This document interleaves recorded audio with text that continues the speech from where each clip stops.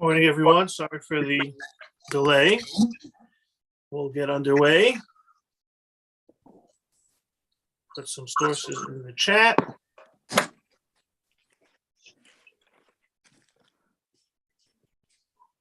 Morning, Rabbi. Good morning, Howard. Nice to see you. Yes. Nice to see you. Nice to see everybody. Just want to put sources in the chat one more time to make sure everyone has it. All right, so we're going to get underway.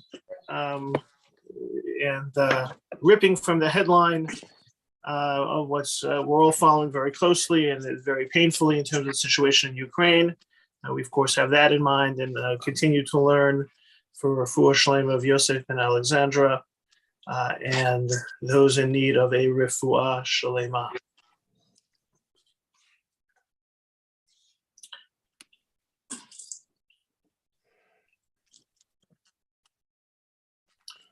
Okay, so many of you may have heard the headline about Naftali Bennett flying to Moscow on Saturday to meet with Vladimir Putin. And just take a snippet of that story. And of course, it's here we're trying to have some Jewish analysis and Torah content and not get into the politics of Israel's response.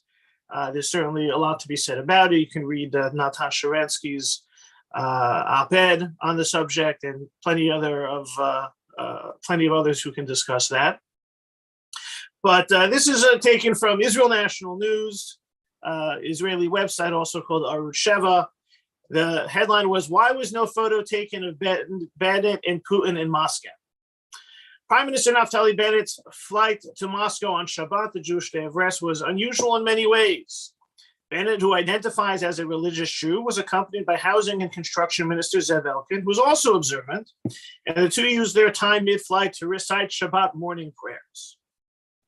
According to Ari Kalman of B'chadrei Haredim, upon landing in Moscow, Bennett and Elkin took a few minutes interlude to conduct an abbreviated Shabbat meal with challah that Elkin had brought with him from Jerusalem. So talk about, your Shabbos morning activities, davening on the plane and Kiddush on the tarmac. It's kind of interesting to say the least. According to a report on Channel 13 News, no photograph of Prime Minister Naftali Bennett together with Russian President Vladimir Putin was taken at their meeting on Shabbat, as Bennett did not want to be photographed on the Jewish day of rest. So that's a little bit of the news and giving us some of a religious slant, because that was that's Israel National News is also a religious news site, and it gave us a little bit of some of the news that the Haredim were reporting, and so that's that's the headline that will get us started. Now, I imagine that many are familiar with the fact that for the most part, Israeli prime ministers publicly maintain a level of Jewish observance. Officially, any meals that they eat in a public, like at a state dinner or the like, are supposed to be kosher. They don't have meetings or travels on Shabbat. There was a case last year of Bennett coming and getting stuck in Washington over Shabbat and making a nice Shabbos with his staff and the journalists. Naftali Bennett, as we've discussed before, is the first overtly identifying Orthodox prime minister. Others have been more traditional, some have been less traditional, but he's a kippah wearer who is someone who is personally observant. So that adds to the the drama when things like this take place. And that was the story. There's the geopolitical component of what was he doing, and then there's also now the Jewish reaction of what he was doing. And I thought that we are not really able to solve the overall geopolitical situation. You follow the news, and we can pray for an outcome. We can respond. We can help. We can donate. All different types of ways that we can be involved personally. And I've spoken and shared messages about that in other forums. But here I wanted to look at kind of, this Jewish reaction, the Jewish side of things. It was the prime minister of Israel. He was traveling on Shabbat. Clearly, there was a sense that this is pikuach nefesh. There are people who are in danger that travel might be able to assist. And therefore, Shabbat takes a back seat in order to try and save, in trying to save lives.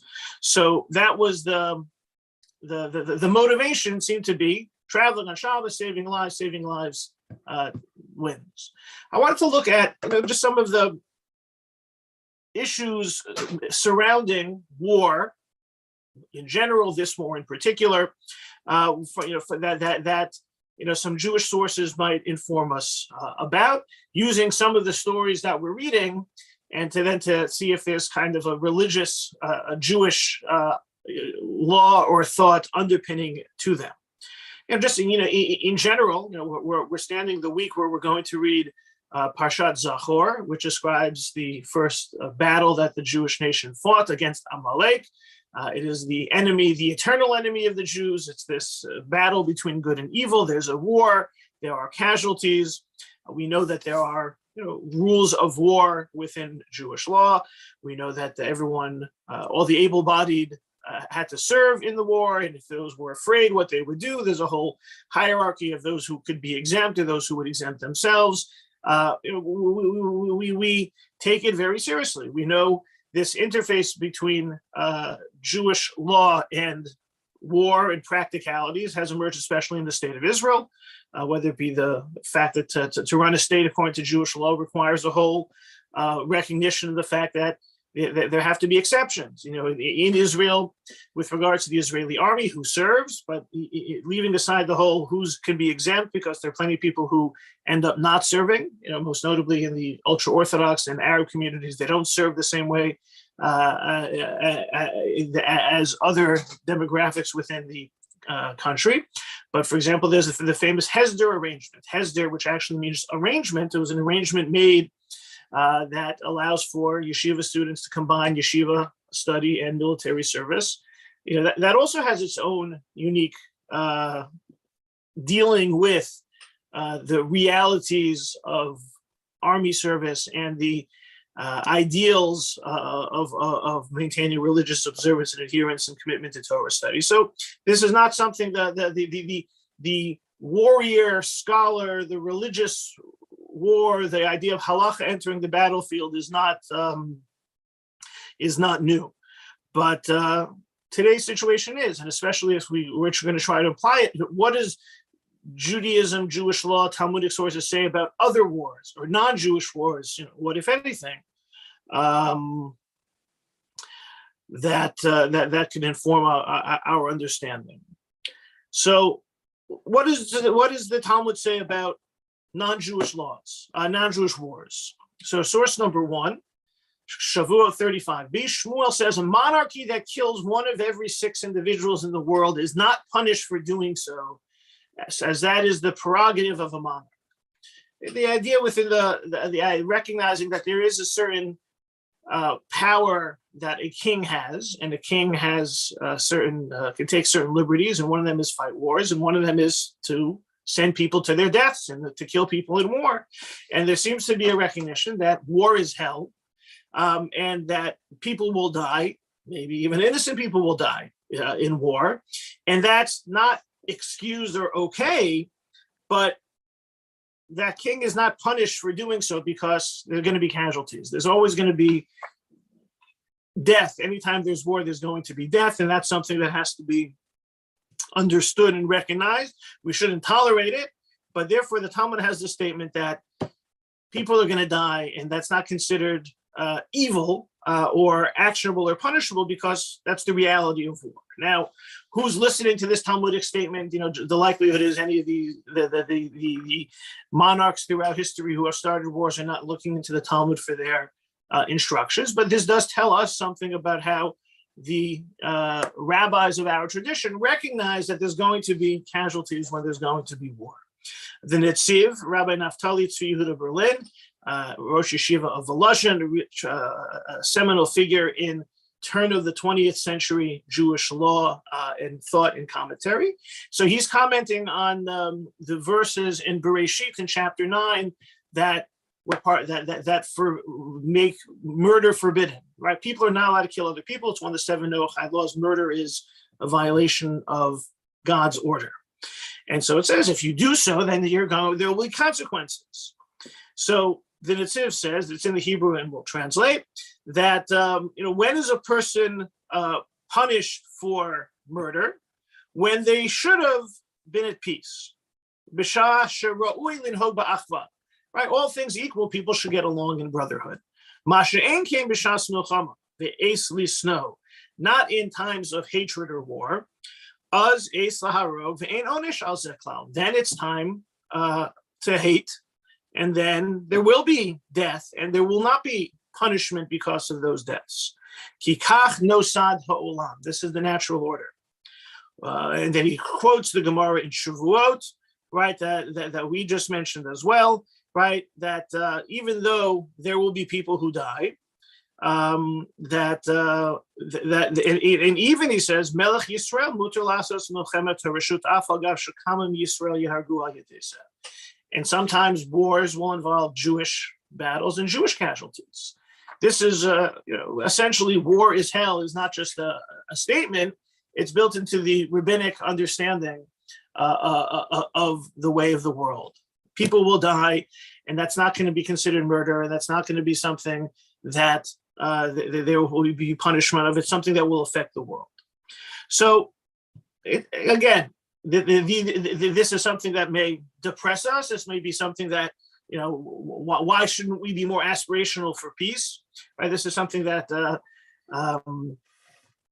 can be asked. If you look in the blessing of the Shmoneh Esrei that we say, every day, it's about our enemies. It talks about let our enemies be completely wiped off the face of the earth. And someone asked the question, why can't we be more positive? Why can't we be like, let our enemies turn into our friends? Like, why do we have to be so cruel? Why do we have to be so negative? And the answer is that it's not negativity, it's the reality, the reality of the Jewish nation. From that first battle when the Amalekites attacked us on the way out of Egypt, has been one that, yes, we aspire for peace, but there's also the realities of war and violence. And I think that these sources are coming out of that reality. So the Jewish sources, Talmud, Rambam, Jewish law talks about different types of war, what's called an obligatory war, a milchemes mitzvah, which is the war that is fought to conquer the land of Israel or against Amalek. Then there's what's called milchemes reshus. This is the optional war. An optional war isn't sort of, hey, let's go to war because we want to, but it doesn't have that same religious definition or obligatory definition. Rambam references these in source number 3 in the laws of kings and wars, right? The king does not go to fight other than a war of mitzvah. What is a war of mitzvah? This is against the 7 nations, or the war against Amalek, or a war to assuage Israel of a persecutor. After this, he may fight a discretionary war. That's the reshus, which are those wars he conducts against other nations in order to enlarge the borders of Israel and increase his renown and reputation. But notice that what is considered a war of mitzvah? To assuage Israel of a persecutor. If the Jewish nation is being attacked, is being assaulted, then this is categorized as a war of mitzvah. So, if we go back to that initial statement, war is hell. Well, does it matter if it's mitzvah, if it's reshus? Well, Talmudic law and Torah law, has certain definitions, and at certain times in our history, we were utilizing. We just finished reading about the Mishkan and all of its accoutrements. Right, the Urim V'Tumim, they would ask the Kohen Gadol, who would have a divine message of what should happen. But these sources have also been utilized, especially since 1948, with regards to, for example, the War of 67, or to discuss what is the Judaism and Halacha say about a preemptive war. Right, most of our wars are when there's a mitzvah or when there's to protect. What about a preemptory war? This has been something that rabbis have studied with regards to the Lebanon War in 1982. What was the nature of that war? 1967, many are very familiar with the situation. The armies massing on the borders, closing of the Straits of Tiran. Is it an act of war? Israel struck first, but was a response to an act of war. 1982 was couched in the political military establishment as having a similar motivation to protect Israel against the terrorists, against Yasser Arafat and the PLO. It went a little sideways. And without going through the history, there was various controversies. Some of Israel's allies in South Lebanon, its Christian allies, did some bad things. But these are sources which have provided some guidance and some foundation for how the religious response to some of Israel's battles. I think that most of the time, if we're in danger, someone tries to kill you, you kill them first, right? That's the classic law of the rodef, right? The pursuer, right? If someone's coming to get you, you hashkem v'hargo, you get them first. Now, even within the laws of the rodef, there are certain rules and regulations, right? If someone is pursuing you, you can stop them, but what about bystanders? You don't have permission to, stop them by something that will harm innocent bystanders. So these definitely very much are the springboard for a conversation as to the various military engagements that we've even seen in the last 70, 80 years, how they can be understood through traditional Jewish sources. And the Rambam says that there is a mitzvah when there's a persecutor against Jews, right? To assuage Israel of a persecutor. And again, what does it mean to be a persecutor against Jews? What about, are they in physical danger? Are they in danger of death? So here, Rabbi Herschel Schachter from Yeshiva University has a caveat which basically puts together any time that there's danger to be considered time of war.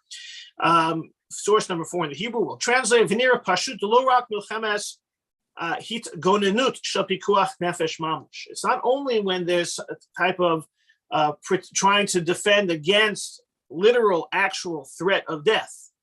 Right, is this considered something that even non-Jews can engage in? Remember, the sources that we were seeing in Shavuot, Nitziv was not talking just about Jewish war, but also non-Jewish wars. Non-Jews can't murder either.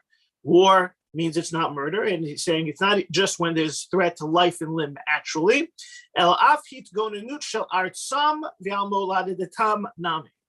If it's to protect the land and their birthright, right, their national identity. If the Russian army would come to America, and their troops would surround Washington, D.C., Paramus, it's interesting the cities that Rav Schachter chooses, but maybe they surround Scranton, Pennsylvania, or Paramus. He may choose Paramus because Rav Schachter was once a rabbi in Paramus. Let's say they were just surrounding these cities to show their superiority, and they were not threatening anybody, whether with death or with any bodily injury. Only so that they can then they can annex these cities to be part of their country. Right, Labatia Otachashilton America. So these cities, now that they're being surrounded, there's a siege against Scranton, Pennsylvania, so that Scranton will be annexed and become part of Russia, not part of America. Right, Tachashilton Russia. Hayanir Pashishayu Amerikaim Rashayim Bichiagavna Laroch Milchemet Hit Gonenut Badartsam Umoladitam Bechenu Pshitas Minhag Olam Keyadua. It's certainly permitted for Americans to fight a battle. To defend Scranton and Paramus, to remain part of America, not to become part of Russia.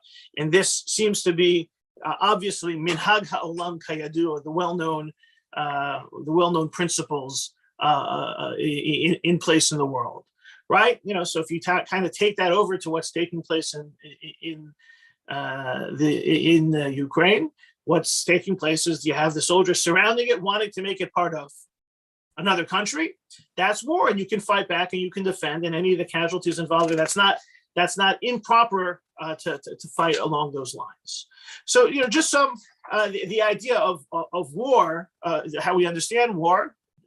Talmudic and halachic sources talk about war being hell and war being a time when you can fight and people will be killed. And what defines a war? Well, if there's a persecution, and even not persecution in contemporary times, where Schechter says it seems to be understood that if a country wants to take over your country, even if they don't want to hurt you, they just want to cow you into submission, you can fight back. So just the idea that that battles and these types of struggles and conflicts, even over a national identity, would seem to rise to the level of a war from a halachic perspective. Questions, comments before we look at a couple of kind of case studies and how they're playing out these days from a Jewish perspective in the Ukraine. All right, and if there's anyone here from Paramus or from Scranton, you should always stand up and defend your homeland. So, obviously, we're seeing all of the what's taking place in terms of all the refugee crisis, and what's taking place there is a humanitarian tragedy, and it's impacting the Jewish community in particular because many people connect to that part of the world, and there is a large Jewish community that's there, and many Jewish organizations are active. Whether they be social service organizations or religious organizations, as Chabad has numerous outposts there and other organizations. So there's something that's on our radar screens that we're paying close attention to. And that's something that, how can we help? And we should be able to, what can we do? And, in the case in source number 5, there was an understanding that, look, there's something there that some people were called upon to do. So this is a news article that was making its way in the Orthodox Jewish news outlets. Askanim near Ukraine may answer phones on Shabbos. Askanim is the term utilized for those who are community activists, right, lay leaders. So new psak halacha has been issued permitting Askanim in countries that border Ukraine to answer their phones on Shabbos. Rav Shlomo Feivel Zimmerman, Rosh Av Bezdin of Badatz, London, said that those people assisting Ukrainian Jews to flee may answer calls that involve helping refugees. Here is the text. The ongoing war in Ukraine has presented a clear and present danger to life for almost anyone in Ukraine. It has become apparent there are Jewish people situated in Ukraine in areas that border Hungary, Slovakia, Romania, Moldova, and Poland, who are reluctant to flee to these neighboring countries due to concerns that they will have nowhere to stay when they arrive there. Community activists in these countries may be able to reassure these people that they will be taken care of if they flee in danger areas. In response to a shaila posed by community Askanim in those border countries, it is beyond doubt that they may keep their phones on over Shabbos and may immediately answer their phones on Shabbos. If there's a chance they'll be able to facilitate in this way the safety of those who need to flee to danger zones. Indeed, it is an obligation on them to do so. Thinking being that the people who were fleeing, knowing that there's someone on the other side who would be able to help them, whether it be to these people to facilitate those arrangements or to reassure them that there will be ways for them to be taken care of, answer the phone. And that was, it's not only that it's permitted, but it's an obligation on them to do so. So this is similar to, this is pikuach nefesh. And it shows that pikuach nefesh isn't only about saving a physical life, but it's the whole process that is involved in potentially saving lives. Going back to Naftali Bennett's decision to travel on Shabbos, right? What did he accomplish? Did he accomplish anything at all? We can have all those types of questions on a geopolitical level, but from a halachic perspective, is it pikuach nefesh? Well, we see that here's another example that yes, pikuach nefesh is anything that goes into the process of facilitating the possible saving of an individual. The idea that when pikuach nefesh comes into tension, into conflict with Shabbos. So sometimes the question is so kind of, are we being lenient on Shabbos? Are we is it that Shabbos is less important? And no, the answer is not being lenient on Shabbos. We're being just more strict on trying to save a life. And the idea that it's something that should be done, and individuals shouldn't pass this on. You shouldn't let's have the answering service take care of it, or take the message, or call them back. What should be done is whatever is necessary. And in this respect, in in the halachic conversation of this, very often Reb Chaim Brisker is invoked. Reb Chaim Brisker, Rabbi Chaim Soloveitchik, Rabbi Brisk, a colleague and contemporary of the Netziv, also the grandfather Rabbi Joseph Soloveitchik, and so therefore he's often known as being someone who cared very much about pikuach nefesh, doing whatever was possible to help people in need in general. Right? He once said that when he passed away, he didn't want a fancy rabbinic matzeva. He didn't want a fancy rabbinic tombstone. He wanted to just say the words Rav Chesed, Rabbi of kindness. But he was known as someone who was very careful about and demanding that pikuach nefesh, life and health, well-being take precedence. So this is a well-known story, and it was told by Rabbi Menachem Gannat last October 2020, and I think it was told in connection to how people are responding to COVID and the importance of life taking precedence. But he tells the story, well known that Rabbi Chaim Soloveitchik, source number 6, perhaps the greatest rabbi of his time, was extremely meticulous about pikuach nefesh. Rabbi Chaim's grandson, Rabbi Joseph B. Soloveitchik, recounted an episode that took place one Shabbos when he was ill as an infant. Rabbi Chaim asked the doctor if it would help to have more light, to which the doctor gave a non-committal response. Rabbi Chaim immediately instructed his oldest son, Rabbi Moshe, to turn on the light. When Rabbi Moshe hesitated, Rabbi Chaim called him an Amaretz. He said, Ignoramus. There's another version of the story that says he slapped him. And Reb Simcha Zelig, the rabbi, the Dayan of Brisk, immediately turned on the light. When Reb Chaim was accused of being lenient about Yom Kippur, he said he wasn't lenient about Yom Kippur, but stringent about pikuach nefesh, or the idea that of protecting life. So I think that when we talk about what are the ways to apply pikuach nefesh, well, if a person can be helpful, then pikuach nefesh is doche, and whether that's flying to Moscow, whether that's answering the phone, whatever the situation is, there's the idea of pikuach nefesh, saving a life, takes precedence. So that certainly is an application of this in times of war. This is something that can come up, has come up, in as part of a larger value of human life, which is strange. We also recognize that war is hell and there will be death, but we also do what we can to preserve life. Questions are on the pikuach nefesh element.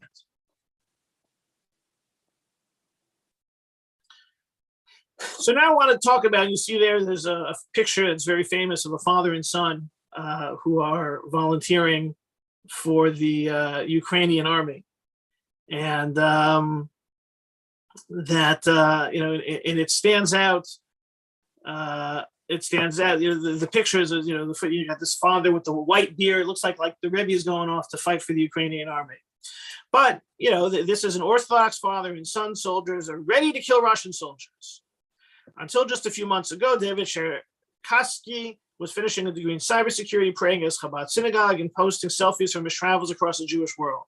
Now he's standing by in his hometown of Dnipro, Ukraine, ready to kill Russian soldiers. 20-year-old Hasidic Jew and his father, Asher, among a force of 400 Ukrainian troops poised to try to repel an attack on the eastern Ukraine city, when several Russian troops are expected to stage combat in the coming days.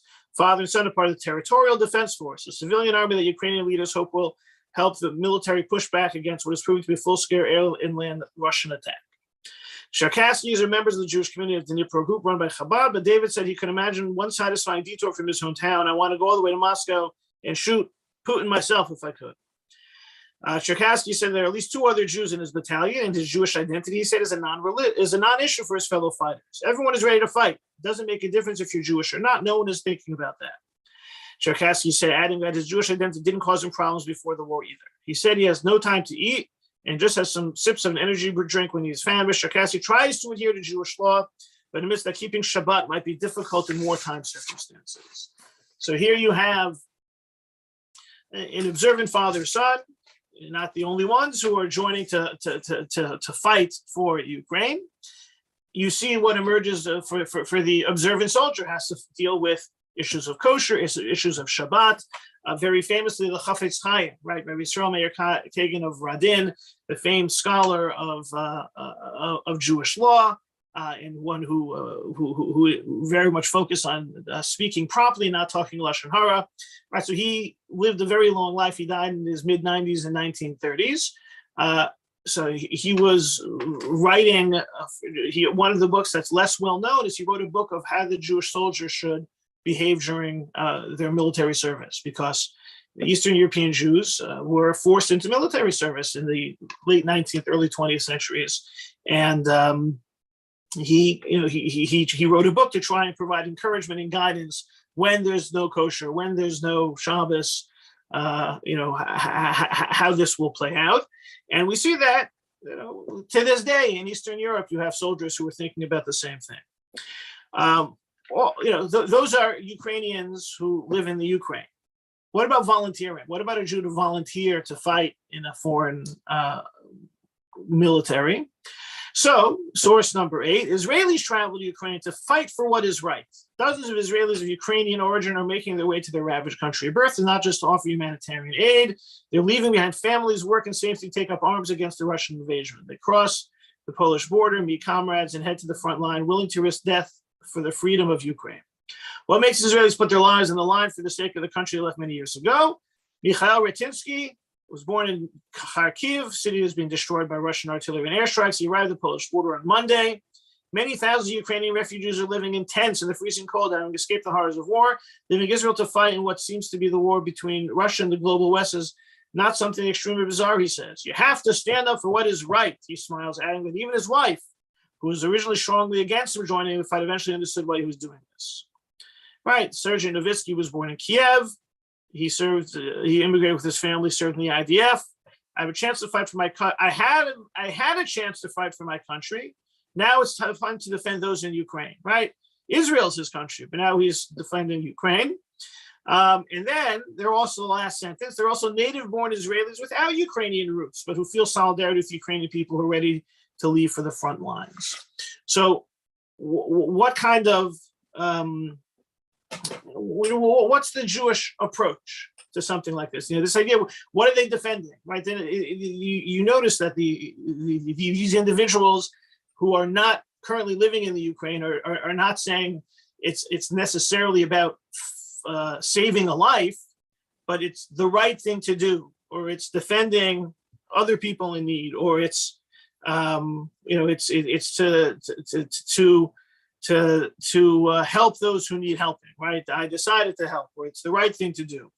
So, do you have any kind of, what does Judaism say about the right thing to do? So we know that Judaism says you're supposed to do the right thing. Time and again, in the book of Devarim, it says, "V'yasisa hayashar v'hatov," do what's right. But how does that apply to something like this and taking the risks to go fight a battle in a foreign country?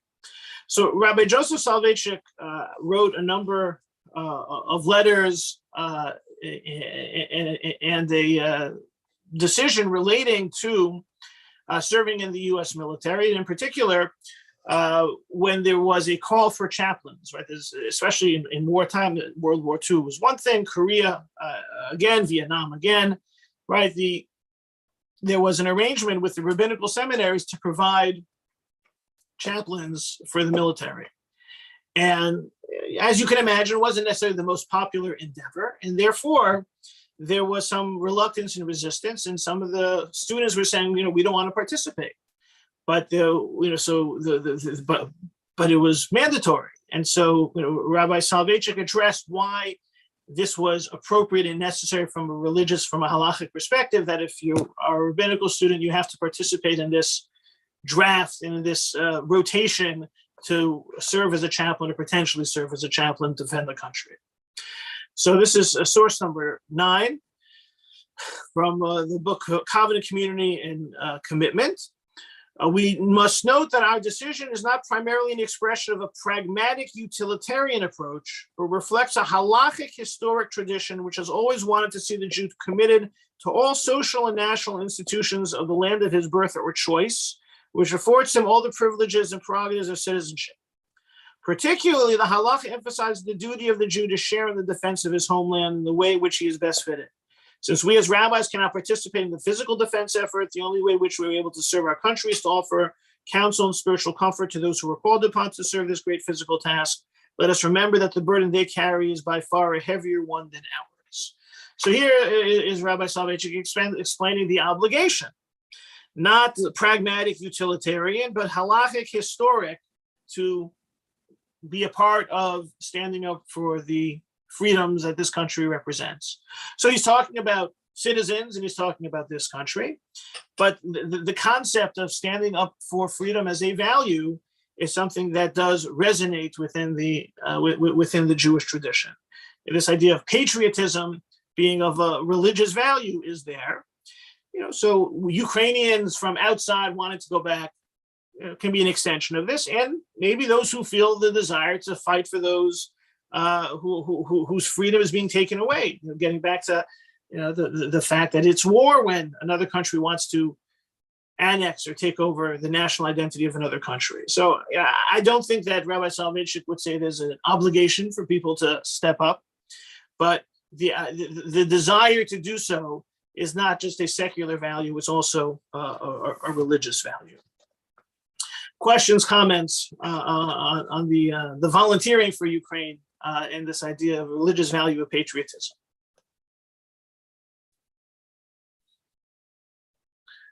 Okay, so wanted to look at just, there's certainly, been kind of a conversation as to, what's the role, it's a country that was never, Ukraine was never a country that was, warm and welcoming to the Jews. And the fact that they now have a Jewish president is something fascinating. I refer you to Ruth Weiss's op-ed today in the Wall Street Journal, who specifically addresses that. But some people are saying, that country has been terrible to the Jews. So just an interesting data item. Washington Post had a piece on this yesterday. Right, for many Jews, Ukraine brings up memories of pogroms, anti-Semitism, and Nazi collaboration, but Jewish life in Ukraine is no longer what it was. So just, it highlighted a 2017 Pew Research study, source number 10, that found that Ukraine was the most accepting of Jews among all Central and Eastern European countries. Only 5% of Ukrainians in the survey said that they would not accept Jews as fellow citizens. That's, Baruch Hashem, there's only 5% who will not accept us as citizens. Interesting, in neighboring Russia, it was 14%. In Poland, where everyone's fleeing, 18%. In Romania, 22%. So it's just an interesting data point. Now, what people answer on surveys, for anyone who's been paying attention to surveys these last several years, they, sometimes mean absolutely nothing. But the fact that, things change. And while, once again, Amalek is reminded that we never forget, we also have to deal with the reality that as things change over time. And so, here, so this was an article about what's happening in Uman, right? Source number 11, in a synagogue turned bunker, Ukrainian Jews opened doors to all people. As air raid sirens blared in the small Ukrainian city of Uman, 125 miles south of capital Kyiv, families crowded to a makeshift bomb shelter underneath the central synagogue. Before Russia launched its invasion of Ukraine last week, the basement of the people was used as a bathhouse for Jewish worshipers to do their ritual washing, or mikveh, before prayers. But now the synagogue of the Breslover Hasidim is opening its doors to all locals looking for shelter from the threat of Russian troops. We invite all the people, all Ukrainians, all Hasidic people, doesn't matter who, said Irina Ribnitskaya, a lawyer for the U.S.-owned foundation that runs the synagogue. We prepare this place especially for them in order to hide them where there is an alarm. It's safe to be here. That's why I'm here. Said Dasha Borscht. I can't think of a better last name for someone Ukrainian, a non-Jewish resident, to be taking refuge in the basement. So, this idea of, who would have expected, one of this role reversal, a country that was inhospitable. Now the Jews who are in that country are opening up their doors and their synagogues for anyone in need. So along these lines, in terms of people fleeing, there's also the refugee crisis, right? The numbers are, astronomical in terms of how quickly, it was a couple 100,000. Now we're already approaching 2 million, with up to 1 million children in the count. So, obviously, a refugee crisis in the countries that take them in is a very complicated issue. In particular, let's look at what it means for Israel. And Israel, as a Jewish state, it has at times encountered, difficulty when those who are not Jewish want to seek refuge there, and there's a whole situation, that has flared up now and then, has been fairly beneath the headlines in these last 3 or 4 years of African refugees in Israel, especially in Tel Aviv. It's very famous that one of Menachem Begin's first acts as prime minister was to welcome Vietnamese boat people, provide them with asylum. And so it also, we're now some 30 years from that first Russian Aliyah. It's so interesting that we call it the Russian Aliyah in Russia. It's about a third of the Jews are from Russia, a third of those who came to Israel from the Ukraine, and a third from all the other republics. As someone noted, that it could be interesting that everyone has kind of been okay being, the Russian Aliyah, the Russian Jews. It might be very interesting that people will start correcting you and not want it to be known as Russian Jews anymore. They want it to be known as the country they come from, because it's kind of an insult now to be associated with Russia for many of them. So Mati Friedman, terrific author and journalist, had a piece in Tablet called The New Ukrainian Aliyah, source number 12. There are about 200,000 people in Ukraine eligible for Israeli citizenship, a group that includes people married to Jews and anyone with a Jewish grandparent. He and his teams, talking about the Jewish Agency, have a list of 24,000 names of people who participated in Jewish Agency programs like summer camps and Sunday schools, and they're trying to figure out who everyone is. There's a tortured debate about whether Israel should focus efforts solely on refugees who are Jewish and about what we owe those who aren't. Some incoming Ukrainians are getting hassled or detained by clerks at the airport. The government has relaxed entry requirements for Olim and rented hotel rooms, but the real question is what happens after that. Right, so obviously, Israel is the homeland for the Jewish people, and we've seen and heard statements about this is exactly what Israel was created for. They were talking about, about I think some of those a couple hundred refugees who landed in Israel, some were from Kishinev, and it was noted that in 1903 there was a famous Kishinev pogrom. There was nowhere to go, and now the refugees from Kishinev were able to find asylum in the state of Israel. So, as Mati lays out, a lot of people eligible for citizenship, and it brings to mind the fact that that initial Soviet Union Aliyah had hundreds of thousands of those who came in were not halachically Jewish, and it's something that's playing out in Israel today, that you have about 400,000 individuals from the former Soviet Union who were not halachically Jewish when they came, or not halachically Jewish because of the children of marriages that are not fully Jewish according to halacha. And you have people who are serving in the army and going to school and growing up and starting to date Israelis who know nothing about this until it comes time to get married. And where assimilation was always thought to be something that will never happen in Israel, in a country of Jews.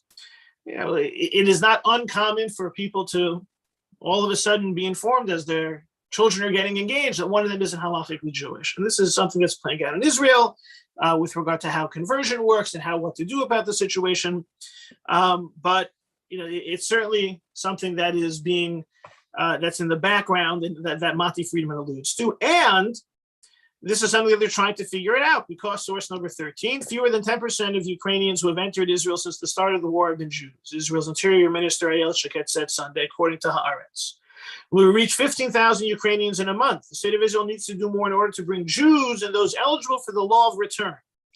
We can't keep going at this rate. Things need to be planned, Sheket said. Israel has already tried to deport some of the Ukrainian refugees who are ineligible to immigrate under the law of return. They have entered the country so far, though refugees were ultimately allowed to enter. The government has collected monetary deposits from some non-Jewish refugees to ensure they do not stay in the country longer than necessary, a tactic some have criticized as inhumane in light of the circumstances.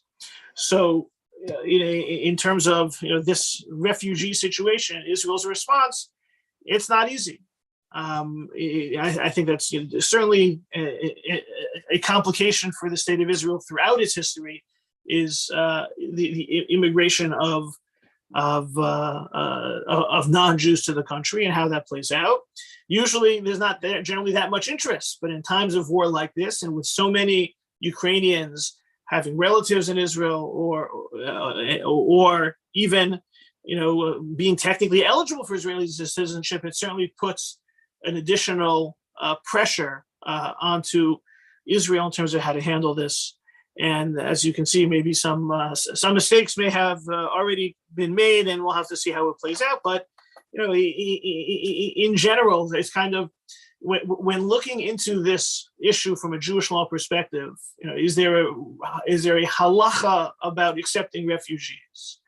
And the short answer is no. Obviously, we do what we can to protect people, but what's the obligation is something that's not so easy to define, especially once you're talking about these large numbers of individuals. Just like there are certain areas of Jewish law that running a state of Israel requires a whole new analysis, I think this is an example as well. On the individual level, if someone's in danger, someone's in need, you help them, doesn't matter who they are. But living in a more complicated world with larger numbers makes it a harder issue. Questions or comments on this front, helping all but the complications of the refugee issue? Rabbi, on a related topic, I, like everyone, is so concerned with the safety of everyone in Ukraine, especially Jews. But I've spoken to a number of Holocaust survivors that tell me how bad the Ukrainians were, worse than everyone. And they don't have that feeling for the non-Jews there. What is the Jewish approach on this issue? Look, I think that type of an attitude is personal. You can't change people's feelings. I think that you also, it's hard to change people's feelings on the theoretical. It's one thing to say that, but what if that person then found themselves in a situation to help a Ukrainian who is right there in front of them in need? I think that it's definitely understandable, and I think that's the example of of these Jewish institutions opening themselves up for everyone. In theory, yes, it's difficult, but life doesn't always work in theory. It's kind of and look, I think there are other situations along this line that can become complicated. Some people won't drive a German car, right? And some people don't have that issue. But so I can understand people saying, let them all kill each other. Right. I think that's an emotional reaction. I don't, and people will say, look, the Talmud says you can kill a sixth of the people and it's not considered bad. Yes, I think that, but I think that type of response is more emotional. It's not productive, but I can't tell someone how to feel, especially if they've been directly impacted. Thank you. And so I just wanted to close with Natan Sharansky was at a Shabbat brachot, and it was recorded. It was written down what he had said. Just in terms of how the world has changed. Right, the world has changed. When I was a child, Jew was an unfortunate designation. No one envied us. But today, in the Ukrainian border, identifying as a Jew is the most fortunate circumstance. It describes those who have a place to go, where their family and entire nation is waiting for them on the other side. And it is. People want to be Jewish, that they have that type of assistance. And look, I think that getting back to the president being Jewish, and he calls on the free world, and he calls on NATO, he calls on America, and he calls on the Jewish people not to be silent, almost in a sense that a recognition for all those who don't like the Jews, we get things done. Even it's a situation where it's not easy to get things done, but I do think that Prime Minister Bennett going on a Shabbos was a springboard for looking at the issue of war in general, and recognizing that it's not just battle, it's not just when life is in danger, that can be considered war, as well as some of the reactions that we have to have in terms of how pikuach nefesh enters the conversation, how the value of freedom and fighting for freedom enters the conversation, as well as our responsibility and how to care for others, and recognizing especially how with the state of Israel, this will be an issue, as has been throughout its history, of complexity and how to handle these refugees. Happy to take any questions or comments.